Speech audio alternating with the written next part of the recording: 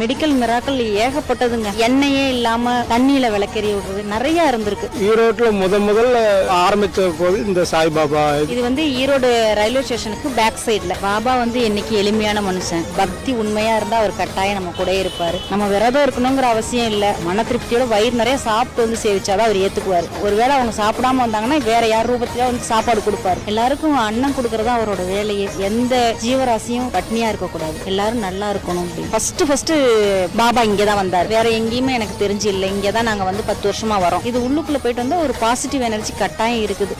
நிறைய பேருக்கு நடக்கிறது. இந்த மாதிரி சீரடியில அந்த வேப்பந்தழை அது யாரும் அவ்வளவு சீக்கிரம் கிடைக்காது. அந்த வேப்பந்தழை இனிப்பு, புளிப்பு, உப்பு இதெல்லாம் கலந்து இருக்கும். அது சின்ன பீஸ் கிடைச்சா கூட அவங்களுக்கு உடல் ரீதியா நல்லா உடம்பு நல்லாகிறது, குழந்தை சீக்கிரம் கிடைக்கிறது, எல்லா வேண்டுதலும் நிறைவேறுதுன்னு சொல்றாங்க. ஒரு அம்மா கிட்ட மடியில ஒரு குழந்தை படுத்தா எவ்வளவு ஒரு ரிலாக்ஸா இருக்குமோ அது மாதிரி அங்க போயிட்டு வந்தாலும் ஒரு மன திருப்தியா இருக்கு. நம்ம கூடயே நான் இருக்கேன் உனக்கு அப்படிங்கிற ஒரு ஃபீலிங்ஸ் வருது.